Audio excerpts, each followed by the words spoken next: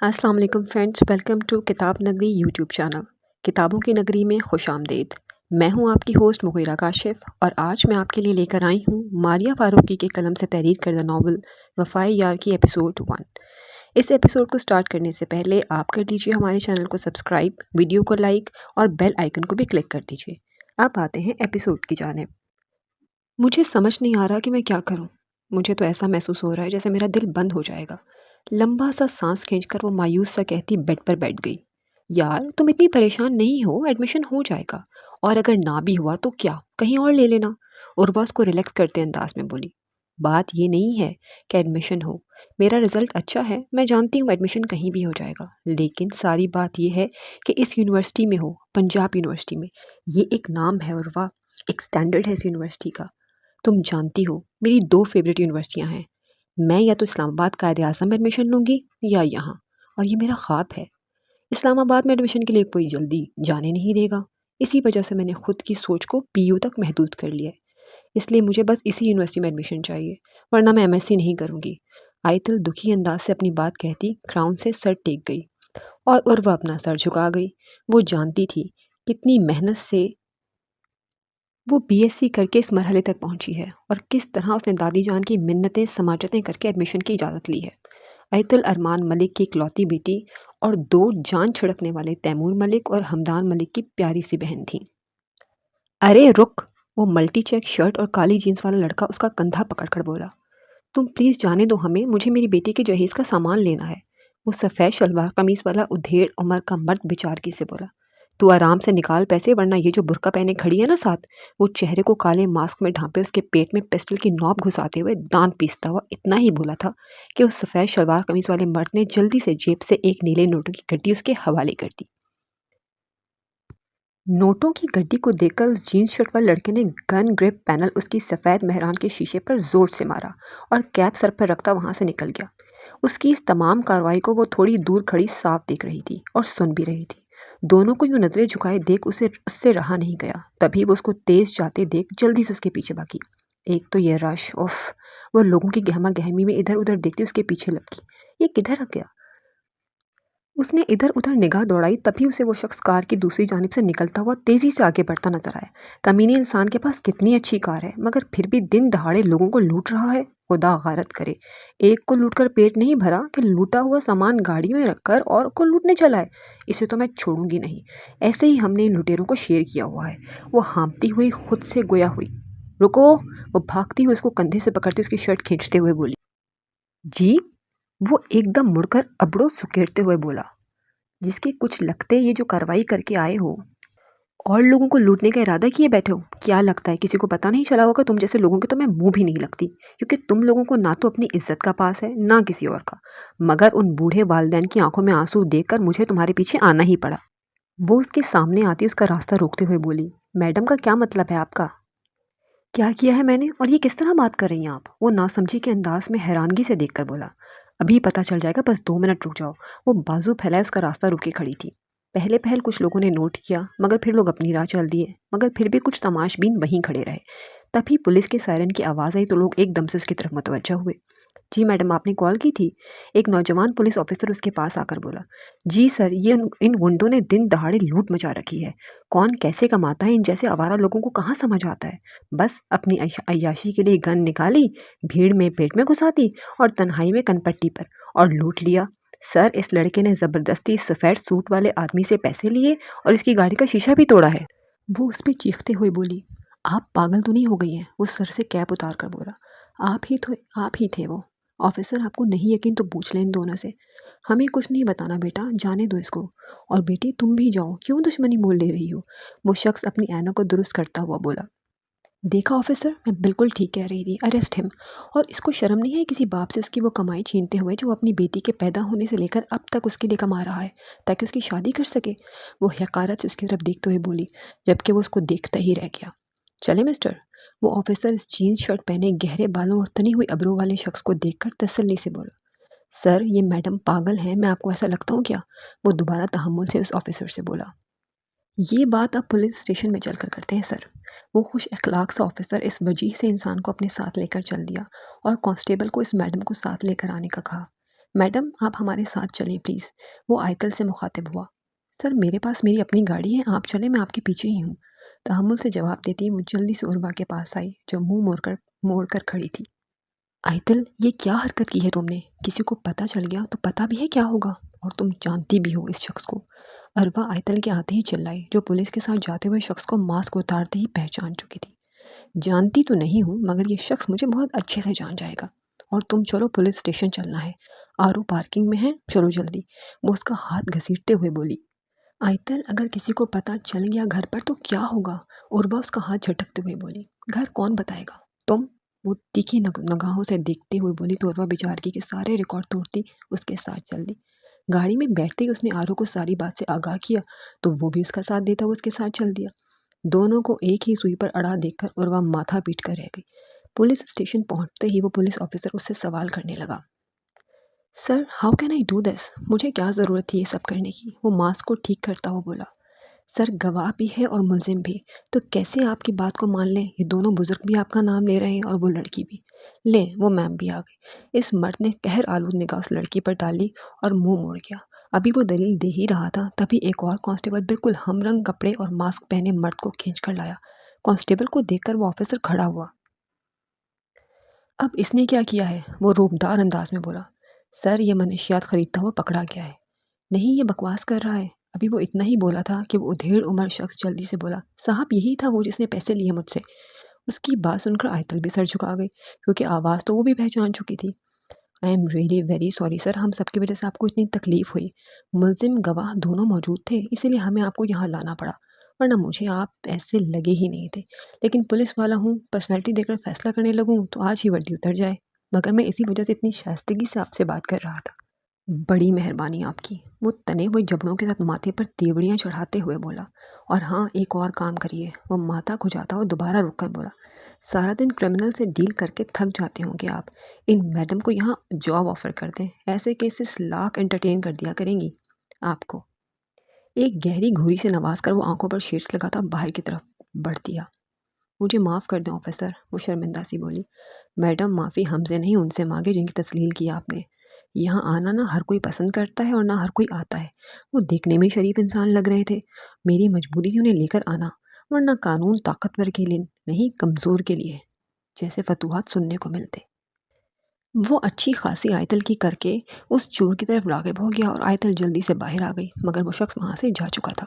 اسے گاڑی میں بیٹھتا دیکھ کر عروا ایک دم سے بولی، کیا ہوا؟ اب یہ شخص چلا کیوں گیا؟ وہ نہیں تھا، وہ بیچارگی سے بولی۔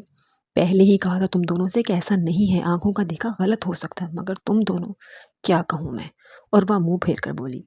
یار عروا وہ تمہارے چچا ماما کا بیٹا نہیں تھا، جو ہوا سو ہوا، غلط فہمی تھی، بس کچھ نہیں ہوتا آئتل۔ آرو عروا کو ڈپٹ کر آئتل کی سائڈ لیتا اگنیشن میں چابی گھماتے ہوئے بولا۔ دیکھا کتنا اچھا ہے میرا بھائی۔ آئتل نے مسکراتے ہوئے اسے پیچھے سے گلے لگایا اور آرو گاڑی زن سے اڑاتا گھر کی جانب بڑھا۔ جہانگیر ولا میں 3 خاندان مقیم تھے۔ جہانگیر ملک کے 2 بیٹے اور بیٹی تھی۔ سب سے بڑے بیٹے تھے ارمغان ملک۔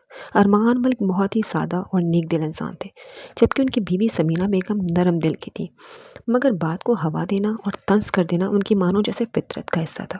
شادی کے 10 سال بعد اللہ تعالیٰ نے انہیں بہت ہی خوبصورت رحمت مہجبین ملک سے نوازا تھا، اور پھر کچھ عرصے بعد اللہ نے ان سے خوش ہو کر انہیں ایک اور رحمت ثانیہ دے کر ان کے خاندان کو مکمل کر دیا تھا۔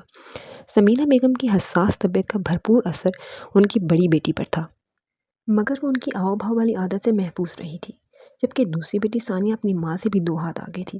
سب سے بڑی بیٹی ایم اے انگلش کر کے تیمور کی بیوی بن چکی تھی، جبکہ چھوٹی بیٹی ثانیہ ابھی بی ایس فیشن ڈیزائن کی اسٹوڈنٹ تھی۔ جہانگیر ملک کے دوسرے بیٹے تھے ارمان ملک، جو برسوں سے اپنے خاندان کی جاگیرداری کو سنبھال رہے تھے، اور ان کی بیوی آئمہ ملک انتہا کی سلجھی اور خوش طبع خاتون تھی۔ اللہ تعالیٰ نے انہیں 2 بیٹوں تیمور اور حمدان ملک اور ایک جانثار سی بیٹے آئتل سے نوازا تھا۔ تیمور ملک ماجبین کے شوہر تھے اور ان کی کیمسٹری دیکھ کر سب کو ان پر رشک آتا تھا۔ اس سے چھوٹے حمدان ملک جو ایم بی بی ایس کے لیے امریکہ میں مقیم تھے، اور پیاری سی آئتل جو جی سی یونیورسٹی سے بی ایس سی کر کے اب پنجاب یونیورسٹی میں ایم ایس سی کے داخلے کی خواہش مند تھی، مگر دادی جان پرانے خیالات کی بیچاری۔ ان کو لگتا تھا کہ ایک یونیورسٹی چلی گئی اب دوسری نہیں جانا، ایک سے ہی بہت تعلیم حاصل ہو گئی ہے، جبکہ انہیں کون سمجھاتا کہ بی ایس سی کی کوئی ویلیو نہیں، وہ چاہتی تھیں کہ بس ہاتھ پیلے کر کے گھر بھیجوں، اور اس نے بے حد مشکل سے دادی جان کو سمجھا کر MSc کے لیے راضی کیا تھا، جس میں اس کے ساتھ سب نے بھرپور دیا تھا اور ہمدان نے بلیک میل کرنے کی کوئی کسر نہیں چھوڑی تھی۔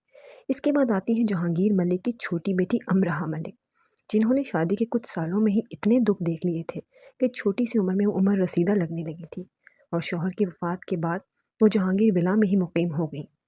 ان کی ایک بیٹی عروہ اور ایک بیٹا آرو تھا۔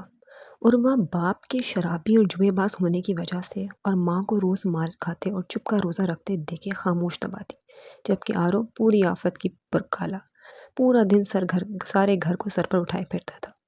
عروہ پنجاب یونیورسٹی سے BS فزکس کر رہی تھی اور آرو نے ابھی لاء میں ایڈمیشن لیا تھا۔ جہانگیر ملک اپنے بچوں کی شادی کے بعد من و مٹی تلے سو گئے، جس کی وجہ سے تمام گھر کو دلشاد بیگم نے سنبھالا تھا اور ان کی اولاد نے بھی ان کو سر آنکھوں پر رکھا تھا۔ یار تعمیر کب تک ایسے بیٹھا رہے گا؟ اگنور کر، جو ہوا سو ہوا، اسے سوچ سوچ کر کیوں پریشان ہونا؟ سنابل تعمیر کو گمسم سا بیٹھا دیکھ کر دل برداشتہ ہو کر بولا، جب رہنا ہے تنہا تو رونا کیسا؟ جو تھا ہی نہیں اپنا اسے کھونا کیسا؟ تعمیر، تو مجھے سن رہا ہے کہ نہیں؟ اپنی کی بات کا کوئی جواب نہ پا کر سنابل اس کے سر پر چڑھ کر بولا، کیا مسئلہ ہے؟ ٹھیک ہوں، یونیورسٹی کا سوچ رہا ہوں، ٹائم ٹیبل کافی ہیکٹک ہے اور میں اتنی دیر کلاسز لینا نہیں چاہ رہا، صبح سے لے کر شام 6 بجے تک اور ایک دن کی تو 8 بجے کی بھی کلاس ہے۔ تعمیر نے کتنی صفائی سے بات کو بدلا تھا۔ اس بات سے سنابل بہت اچھے سے واقف تھا، مگر وہ دل کے درد دل میں رکھنے والا شخص تھا۔ دنیا درہم برہم کر دینا منظور تھا اسے، مگر دل میں لگتے تماشے کو کبھی بھی زبان سے باہر نہیں لاتا تھا، اور شاید اس کی یہ چپ ہی اس کو دلکش اور موسٹ ہینڈسم بیچلر بنا دی تھی۔ اچھا چل، کافی پینے چلتے ہیں، سردی کافی ہو رہی ہے۔ سنابل نے موضوع بدل کر اس کا موڈ بدلنا چاہا۔ نہیں، میرا موڈ نہیں ہے، اور ویسے بھی اسلام آباد میں رہنے والے لوگوں کے لیے یہ لاہور کی سردی معمولی سی ہے، اس لیے تم جاؤ، کچھ دیر سونا چاہ رہا ہوں۔ ہاں پتہ ہے کتنا سونا ہے، اب تنہا بیٹھ کر اپنے پھیپھڑے سلگائے گا۔ ایک بار یہ منحوس عورت مجھے تنہا کہیں نظر آ جائے، جان لے لوں گا اس کی، نہ ہوگی نہ میرے دوست کا جینا حرام کرے گی۔ جب دفعہ ہو ہی گئی ہے تو رشتے زخموں پر نمک چھڑک کر انہیں اور تکلیف دہ کرنے کے لیے کیوں آ جاتی ہے؟ تعمیر کے زرد ہوتے ہوئے سفید رنگ کو دیکھ کر سنابل اپنے دل میں ہی بھڑاس نکال کر کمرے سے باہر آ گیا اور وہ رولنگ چیئر پر سر ٹکا کر سگریٹ کے دھوئیں سے خود کو سلگانے لگا۔ تحریم بیٹے، تبریز بھائی سے پوچھو بھابھی کو کب لینے جا رہے ہیں؟ حرین اور عارش کے بغیر گھر کاٹنے کو دوڑ رہا ہے۔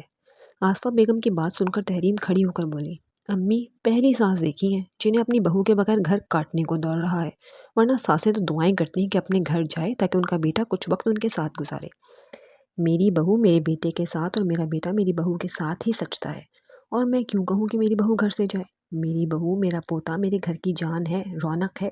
جب تم بھی چلی جاؤ گی تو کون ہوگا میرے پاس؟ بتاؤ، حورین ہی ہوگی نا، اور اسی لیے مجھے وہ تم سے بھی زیادہ عزیز ہے۔ آصفہ بیگم کی بات سن کر تحریم کڑے تیوروں سے بولی، کیوں جی؟ تعمیر بھائی کی شادی کے بعد بھی تو ایک عدد پیاری سی بھابھی آئے گی، وہ کہاں جائے گی پھر؟ اپنے پیا جی کے پاس۔ حورین نے لان میں کھڑی تحریم کی بات سن کر فوراً جواب دیا، میری بچی آ گئی؟ آصفہ بیگم نے جلدی سے مٹی والے ہاتھ جھاڑ کر حورین کو پیار کیا جو کب سے پودوں میں مٹی بھر رہی تھی۔ عارش کہاں ہے؟ اور تم آئی کس کے ساتھ؟ امی، وہ تبریز کے ساتھ گیا ہے چیز لینے، اور میں تبریز کے ساتھ ہی آئی ہوں، ابھی آتے ہوں گے۔ اور ننند صاحبہ، تم کیوں میری امی کو تنگ کر رہی ہو؟ آصفہ بیگم سے بات مکمل کر کے حورین تحریم کے سر پڑ گئی۔ لے بھابھی، میں نے کیا کہا؟ صحیح تو کہہ رہی ہوں، تعمیر بھائی کی شادی کے بعد ایک عدد بھابھی اور آ جائے گی، پھر آپ اور وہ دو ہوں گی امی کے پاس ان کا خیال رکھنے، یہی کہا ہے میں نے۔ تحریم پیٹ پر دونوں ہاتھ رکھے حورین کو اس کے سر پر چڑھا دے کر معصومیت کے سارے ریکارڈ توڑتے ہوئے بولی، پہلی بات تو یہ ہے کہ جہاں تعمیر رہے گا وہیں اس کی بیوی رہے گی، اور شوہر کو اپنی بیوی کے ساتھ ہی رہنا چاہیے ہے۔ اگر وہ اسلام آباد ٹرانسفر کروا لے گا تو الگ بات ہے، اور دوسری بات امی کی، تو یہ میری امی ہے، اور جب تک میں زندہ ہوں میری امی کو کوئی تکلیف نہیں ہوگی، یہ اپنے چھوٹے سے دماغ میں بٹھا لو، اور اب ایک کپ چائے ہی پلا دو، 2 دن بعد آئی بھابھی تمہاری تھوڑی خاطر تواضعی کر لو۔ ہنسی دباتی حورین کو کہتا دیکھ کر تحریم منہ سا بناتی اندر چل دی، جبکہ آصفہ بیگم نند بھابھی کی نوک جھونک اور پیار دے کر مسکرا دی۔ عبدالحکیم صاحب کے انتقال کے بعد انہوں نے بہت ہی مشکل سے اپنے تینوں بچوں کو پالا تھا۔ دنیا جہان کی تکلیف اٹھا کر انہوں نے اپنے ایک بیٹے کو امپورٹ ایکسپورٹ کا کامیاب بزنس مین اور دوسرے کو ڈاکٹر، اور بیٹی کو اس کی خواہش کے مطابق فیشن ڈیزائننگ کا کورس کروایا تھا، جو آج کل پریکٹس کر رہی تھی۔ ان کی عمر بھر کی محنت کا صلہ انہیں لائق فائق اولاد کی صورت میں ملا تھا۔ اتنا بڑا گھر، گاڑیاں، لاکھوں روپے کی کثیر رقم تو محض انہوں نے لوگوں کے گھر دیکھی تھی جن کے گھروں کا کام کر کے انہوں نے اپنے بچے پالے تھے۔ عبدالحکیم صاحب کی جوانی میں موت نے انہیں توڑ دیا تھا۔ 15، 12 اور 7 سال کے اپنے 3 بچوں کے ہاتھ میں مزدوری کے اوزار پکڑانے کے بجائے انہیں قلم کو طاقت بنانے اور یہ وقت بھی گزر جائے کا سبق پڑھایا تھا، جس کا صلہ ان کی اولاد نے انہیں سر آنکھوں پر بٹھا کر ادا تو نہیں مگر ان تکالیف درد کو کم کرنے کی ضرور کوشش کی تھی۔ عارش سو گیا ہے اگر تو اسے لٹا دیں، آپ کی گود میں رہا تو دوبارہ اٹھ جائے گا۔ حورین گیلے بالوں کو برش کرتے ہوئے تبریز سے مخاطب ہوئی جو کافی دیر سے عارش کو گود میں سلائے خود بیڈ پر پڑی فائل کو دیکھ رہا تھا۔ نہیں، کوئی بات نہیں، رہنے دو، آرام سے سو رہا ہے، میں فائل پڑھ کر ساتھ ہی لٹا لوں گا، تبریز مصروف سے انداز میں آہستہ سے بولا۔ تبریز اس کی آنکھیں بالکل تعمیر جیسی ہیں، بڑی بڑی لمبی پلکوں والی۔ حورین مسکراتی ہوئی دوبارہ تبریز سے مخاطب ہوئی۔ تعمیر کی تو بات ہی الگ ہے، اس جیسا اللہ تعالیٰ نے شاید ایک ہی بنایا ہے۔ دن رات کام کیا ہے اس لڑکے نے، دیکھ لو، مجال ہے جو رنگت میں کوئی فرق آیا ہو، ویسا ہی کثرتی جسم، چوڑی پیشانی، سو کر اٹھتے ہی ماتھے پر گرے بال، اپنے آپ میں مست رہنے والے، اپنے خاندان کے لیے جان دینے اور لینے والا، اور باقی کہاں کیا ہو رہا ہے اس سے خبردار ہو کر بھی لا تعلقی دکھانے والا، بہت گہرا، انوکھا اور پیارا ہے میرا بھائی، ماشاءاللہ۔ تبریز فائل چھوڑ کر عارش کو بیڈ پر لٹا کر مسکراتا حورین سے گویا ہوا۔ پیارا تو ہے، اس پیارے سے پوچھ لیں کوئی پسند ہے تو بتا دے تاکہ ہم شادی کریں اس کی۔ 30 سال کا ہونے لگا ہے اور کتنا انتظار کرنا ہے اس نے۔ کوئی پسند ہوتی اسے تو باہر سے ساتھ لے کر آتا۔ 1 سال تو ہوا ہے اسے یہاں آئے، اور 1 سال میں تم نے دیکھا ہے کبھی کچھ ایسا جس سے لگے کہ وہ کسی کو پسند کرتا ہے وغیرہ وغیرہ؟ لگتا ہی نہیں، یقین ہے مجھے۔ حورین کی بات سن کر تبریز ایک دم سے سیدھا ہوا۔ تم کیسے کہہ سکتی ہو؟ تبریز نے سنجیدگی سے پوچھا۔ اس کی آنکھیں بتاتی ہیں، قرب ہے اس کی آنکھوں میں، ایک لا حاصل کی تڑپ ہے۔ وہ کچھ کہتا نہیں ہے، بتاتا نہیں ہے، جتاتا بھی نہیں ہے، وہ اس لیے کیونکہ اس نے کبھی اپنے آپ کو کسی سے بانٹا ہی نہیں ہے، سب کچھ اندر ہی رکھتا آیا ہے، بہت محنت کی ہے اس نے یہ مقام پانے کے لیے، جانتی ہوں، امی بتاتی ہیں، بہت مشکل سے پہنچا وہ اس مقام پر۔ ایک کہانی ہے اس کے ڈاکٹر ہونے کے پیچھے، مگر ان سب میں اس نے خود کو خود میں ہی بند کر دیا ہے۔ اس سب میں صرف قصور اس کا نہیں ہے، میرا آپی کی نند بھی پنجاب یونیورسٹی میں پڑھتی ہے اور تعمیر لیکچر لیتا ہے ان کی کلاس میں۔ اس نے بھی آپی کو 1-2 بار بتایا کہ تعمیر بہت کھڑوس ہے، بہت اصول پسند، ذرا بات نہیں کرتا، بس ہر وقت چہرے پر سختی کا خول ڈالے گھومتا رہتا ہے۔ تبریز، اس میں قصور مجھے ہم سب کا بھی لگتا ہے، ہم نے کبھی کوشش ہی نہیں کی کہ اس کو کھولنے کی، اس تک پہنچنے کی، اور اسی وجہ سے اس نے خود پر اتنے مضبوط دروازے بنا لیے ہیں کہ اب انہیں کھولنا یا ان کے اندر دفن راز کو جاننے کی کوشش کرنا ہی بے سود ہے، ناممکن ہے۔ اس لیے میں چاہتی ہوں وہ شادی کر لے، جب کوئی آئے گی تو اس کو بدل دے گی، یہ دل بانٹ لے گا اس سے، اپنے آپ سے نکل آئے گا۔ حورین اپنی ہی دھن میں سب کہہ گئی تھی، مگر وہ تو باخبر تھا اس تکلیف سے جو آج سے 4 سال پہلے اس کا مقدر بنی تھی، جس نے اسے مکمل توڑ کر ایک پتھر کی طرح کر دیا تھا، جہاں جذبات، محبت و وفا جیسے لفظوں کی کوئی اہمیت ہی نہیں تھی۔ اس نے دیکھی تھی اس کے پل پل مرنے کی تکلیف، کیسے اس سب سے لڑا تھا وہ، اکیلا، وہ جانتا تھا، مگر جو بات اس کے بھائی نے کبھی خود اس سے نہیں بتائی تھی، وہ بات وہ کسی کے سامنے کرنا بھی نہیں چاہتا تھا، خواہ وہ اس کی اپنی ہی بیوی کیوں نہ ہو۔ آپ کہاں کھو گئے ہیں؟ تبریز کو کہیں گم پا کر وہ اس کے سامنے چٹکی بجاتے ہوئے بولی۔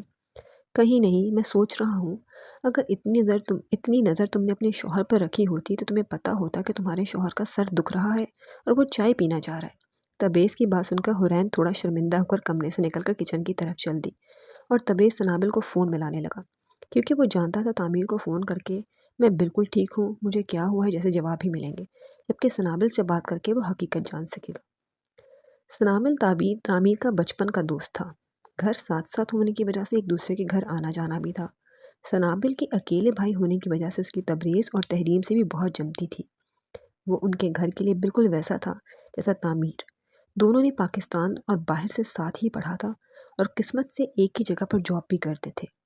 سنابل ڈاکٹریٹ آف فزکس جبکہ تعمیر ڈاکٹریٹ آف میتھمیٹکس تھا۔ اور جاب پلیز کب سے اٹھا رہی ہوں؟ آئتل، اب تم نہ اٹھی تو میں تمہارے سر پر یہ پورا جگ انڈیل دوں گی، پھر مت کہنا سردی میں بیمار پڑ گئی۔ عروہ کی دھمکی کارآمد ثابت ہوئی، وہ آنکھیں مسلتی بیڈ سے اٹھ کر کراؤن سے ٹیک لگاتے ہوئے بولی۔ مسئلہ ارشاد کریں آپ اپنا، کیا تکلیف آن پڑی ہے آپ کو اس وقت؟ صبح صبح میرا دماغ چاٹنے کے لیے یہاں نمودار ہو گئی ہیں۔ جو بات میں تمہیں بتانے آئی ہوں اسے سن کر تم خوشی سے پاگل ہو جاؤ گی اور مجھے گلے لگا لو گی، عروہ چہک کر بولی۔ ہا ہا ہا ہا، اتنی اتنی خوش فہمی پالنے کی کوئی ضرورت نہیں ہے۔ جو بات تم مجھے بتانے آئی ہو مجھے پہلے سے ہی معلوم ہے، آیتل منہ بسور کر بولی۔ معلوم ہے؟ لیکن کیسے؟ عروہ بے یقینی سے اس کا چہرہ دیکھتے اس کے ساتھ بیٹھتے ہوئے بولی۔ بس پتہ ہے، مما نے بتایا تھا کل رات مجھے، وہ بے چارگی سے بولی۔ مما نے بتایا؟ یہ کیسے ہو سکتا ہے؟ نیوز تو ابھی ملی ہے اور تمہیں رات سے پتہ ہے؟ عروہ ابرو سکیڑتے ہوئے بولی۔ عروہ دماغ نہیں کھاؤ میرا، پہلے ہی سوچ سوچ کر برا حال ہو رہا ہے اور اب تم آ گئی دماغ کی دہی کرنے کے لیے۔ پلیز جاؤ، فی الحال میں اکیلا رہنا چاہتی ہوں۔ ایتل کی بات سن کر عروہ کا منہ کھلا کا کھلا رہ گیا۔ وہ تو کچھ اور بتانے آئی تھی لیکن یہاں کوئی اور ہی گنگا بہہ رہی تھی۔ ٹھیک ہے تمہاری مرضی، میں تو یہ کہنے آئی تھی میرٹ لسٹ لگ گئی ہے اور تمہارا نام بھی آ گیا ہے، مگر ٹھیک ہے تمہاری مرضی، کہہ کر ابھی عروہ مڑی ہی تھی کہ ایتل اس کے پیچھے سے گلے لگ گئی۔ تم پہلے نہیں بتا سکتی تھی؟ اتنی بڑی نیوز تھی، یہ کتنا انتظار کیا میں نے، کتنی دعائیں مانگی، اور تم؟ وہ بھیگی پلکوں کو صاف کرتی اس سے پیچھے ہوتے ہوئے بولی۔ ایک منٹ، میں کب سے تو کہہ رہی ہوں کچھ بتانا تمہیں، تم پتہ نہیں کیا سوچ رہی ہو، اور کیا بتایا تمہیں ممانی جان نے؟ یار وہ، آیتل دوبارہ سے منہ بناتے ہوئے بولی۔ دادو نے اجازت اسی بات پر دی تھی کہ ایم ایس سی کے بعد میری شادی کر دیں گی اور مجھے یہ منظور تھا، اور ایم ایس سی کے درمیان میں ہی منگنی، میں نے داخلے کی خاطر اس بات پر بھی حامی بھرتی تھی، مگر اب وہ روبینہ آنٹی آیتل کی دادو کی بہن کی بیٹی ہیں، ان کا بیٹا ہے زیغم، اس سے کرنا چاہتی ہیں۔ روبینہ آنٹی آج کل میں آئیں گی گھر پر۔ کیا پاگل تو نہیں ہو گئی ہو تم؟ یہ کیسے ہو سکتا ہے کہ اس لفنگے سے؟ کرتا ہی کیا ہے؟ مانا میں نے باہر سے پڑھ کر آیا ہے مگر دنیا جہان کا ہر ایپ موجود ہے، دیکھا نہیں تھا بھائی کی شادی پر کیسے چڑھا رکھی تھی، اور ڈانس کے لیے سب لڑکیوں کو مردوں کے بیچ کھینچ کھینچ کر سٹیج پر بلا رہا تھا، نانوں کو نظر نہیں آتا کیا؟ اس سے شادی سے بہتر ہے تم ایم ایس سی ہی نہ کرو، 2 سال ہیں صرف یہ، اور وہ ساری زندگی تباہ کرنی ہے تم نے۔ اپنی زندگی خود کو دیکھو، تم کومل سی گڑیا اور وہ کالا بندر، نہ شکل نہ سایہ، حد ہوتی ہے کسی چیز کی۔ عروہ آیتل کی بات سن کر اس پر چلا کر باہر نکل گئی، جبکہ آیتل چپ چاپ وہیں بیٹھی رہی۔ وہ جانتی تھی عروہ صحیح کہہ رہی ہے، لیکن دادو بھی اپنی بات سے پلٹنے والی نہیں ہے، اور نہ وہ ایم ایس سی کو چھوڑ سکتی تھی۔ تبھی وہ اٹھی اور لیپ ٹاپ اٹھا کر میرج لسٹ دیکھنے لگی۔ کیا بات ہے آئمہ، کس بات پر پریشان ہو؟ ارمان صاحب فائل رکھتے ہوئے آئمہ کو پریشان دیکھ کر گویا ہوئے۔ بھائی کا فون آیا تھا، بھابھی کو ہارٹ اٹیک ہوا ہے۔ ارمان آپ جانتے ہیں امی ابو کی وفات کے بعد بھائی اور بھابھی نے ہی ہم تینوں بہن بھائیوں کو پالا اور بیاہا ہے۔ وہ میرے لیے میری امی جیسی ہیں، میرے بچوں کو بڑے بھائی بھابھی نے نانا نانی والا پیار دیا ہے۔ آج وہ مشکل میں ہے تو میں یہاں بیٹھی ہوں۔ آئمہ اپنی بات مکمل کر کے غمگین آنسو بہانے لگی۔ آئمہ اس میں رونے والا کچھ نہیں ہے، میں جانتا ہوں انہیں میرے بھی کچھ لگتے ہیں وہ، اور آپ کو پریشان ہونے کی ضرورت نہیں ہے۔ میں تیمور کو بول دیتا ہوں آپ کو لے جائے، اور میں کوشش کروں گا 2-4 دن تک چکر لگا جاؤں۔ آپ تیاری کریں، میں تیمور کو کہتا ہوں۔ ارمان صاحب تسلی بخش الفاظ ادا کر کے کمرے سے باہر چلے گئے، اور آئمہ بیگم وارڈروب سے اپنے کپڑے نکالنے لگی۔ تیمور کدھر ہیں ماجبین بچے؟ چاچو وہ کمرے میں ہیں، ہمدان سے بات کر رہے ہیں۔ ٹھیک، انہیں پیغام دیں کہ بابا جان آپ کو بلا رہے ہیں، کچھ ضروری کام ہے اس لیے فوراً اسٹڈی میں پہنچیں۔ جی چاچو۔ ارمان صاحب کے جاتے ہی وہ اپنے کمرے کی طرف بھاگی۔ ڈاکٹر صاحب خیر تو ہے نا؟ سوچ لیں، مجھے تو لگتا ہے آپ کے خواب یہاں کوئی دیکھ رہا ہے، کسی کی آنکھیں کافی تلاشتی ہیں آپ کو، کہیں آپ ہی تو کسی کے انتظار کی راکھ بنا کر تو نہیں گئے، یا وہ انتظار یک طرفہ ہے؟ تیمور جان بوجھ کر اسے چھیڑ رہا تھا، جبکہ وہ حقیقت سے خود واقف تھا۔ کون کس کا انتظار کر رہا ہے یہ بات بعد میں کر لیجیے گا، پہلے چاچو بلا رہے ہیں آپ کو اسٹڈی میں، انتظار کر رہے ہیں، جلدی پہنچیں۔ Okay my dear wife. Doctor صاحب آپ میری وائف سے بات کریے، میں بابا جان سے مل کر آتا ہوں۔ شور بھابھی کے ہسبینڈ۔ ہمدان جب سے تیمور کی شادی ہوئی تھی اسے اکثر بھابھی کے ہسبینڈ کے نام سے ہی مخاطب کرتا تھا۔ کیسے ہو ہمدان؟ کیا ہو رہا تھا؟ کچھ نہیں بھابھی، ہونا کیا، ہاسپٹل سے آیا ہوں اور بھوک لگ رہی ہے، سوچ رہا ہوں کچھ کھا لوں مگر کچھ بنا ہوا نہیں ہے اور بنانے کا موڈ نہیں ہے، تو بس پیزا آرڈر کرنے کا سوچ رہا ہوں۔ ہائے شادی کر لو تم تاکہ تمہاری بیوی تو تمہیں کھانا بنا کر دے۔ ہا ہا ہا، بھابھی کھانا بنوانے کے لیے شادی کی کیا ضرورت ہے، میں میڈ رکھ لیتا ہوں۔ صحیح، اس کا مطلب شادی نہیں کرنی تمہیں، ایسے ہی کنوارے رہنا ہے بھائی، بتا دو اگر کوئی پسند ہے، اور ویسے بھی اب تو کوئی کافی بےتابی سے انتظار کرتا ہے، اگر کوئی اور پسند ہے تو بتا دو تاکہ میں اپنی بہن کی شادی کہیں اور کروں۔ آپ کی بہن؟ ہمدان بہت اچھے سے جانتا تھا معجبین ثانیہ کے علاوہ کسی کو بہن نہیں مانتی، وہ تمام رشتوں کو ان کی حقیقت سے ہی اہمیت اور تعلق دیتی تھی۔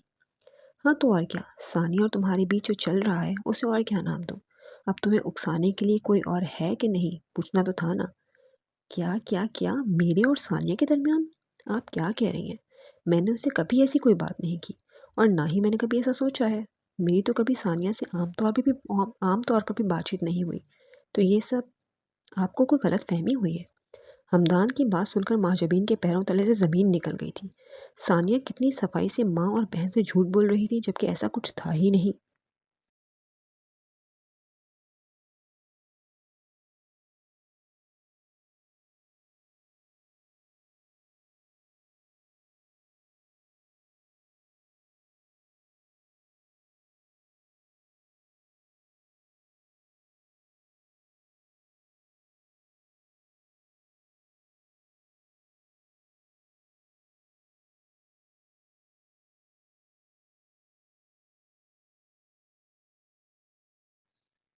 وعلیکم السلام میری جان، کیسی ہیں آپ؟ اور یہ کیا سارے گھر کو بتا دے کہ آپ انتظار کر رہی ہیں میرا؟ اتنا بےتاب ہو رہی ہیں تو میں اگلی فلائٹ سے ہی آ جاتا ہوں۔ جی نہیں، ایسی کوئی بات نہیں ہے، اور میں نے کس کو کہا ہے کہ میں آپ کا انتظار کر رہی ہوں؟ اوہ، تو آپ واقعی انتظار کر رہی ہیں؟ نہیں تو؟ وہ اپنی زبان پھسل جانے پر خود ہی خجل ہو گئی۔ تم یقین کرتی ہو نا مجھ پر؟ ہمدان نے ایک دم سیریس موڈ میں سوال پوچھا۔ جی، کیوں پوچھ رہے ہیں آپ؟ کیوں مجھے تم سے سوال کرنا منع ہے؟ میں نے ایسا تو کچھ بھی نہیں کہا ہے۔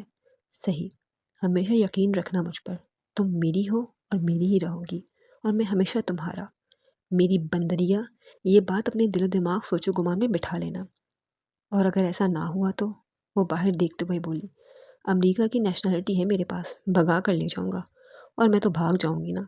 میں کب کہا کہ میں پوچھوں گا تم سے کہ چلو گی میرے ساتھ؟ مجھے آتا ہے تمہیں ساتھ لے کر جانا۔ تم بی ایس سی کرو تب تک میں آتا ہوں۔ سچ میں آ رہے ہیں؟ وہ جلدی سے بول پڑی۔ انتظار کر رہی ہو؟ وہ پھر سے مسکرا کر بولا۔ اگر ہاں کہہ دوں تو آ جائیں گے؟ ظاہر سی بات ہے، تم بلاؤ گی تو آنا تو پڑے گا نا، اتنی محبت ہے۔ وہ آخر پوچھ ہی بیٹھی۔ تمہارا بیہیو مجھے آج اتنا انسیکیور کیوں لگ رہا ہے؟ کوئی بات چھپا رہی ہو؟ وہ اس کے انداز میں ایک الگ پن پا کر بولا۔ ایسی کوئی بات نہیں ہے، کوئی فرق نہیں پڑتا، جب میں جانتی ہوں آپ کو تو کوئی کچھ بھی کہے کیا فرق پڑتا ہے؟ کیا مطلب ہے اس بات کا؟ میرا اندازہ صحیح ہے اس کا مطلب؟ کوئی بات ہوئی ہے؟ اب بتاؤ جلدی سے کیا ہوا ہے؟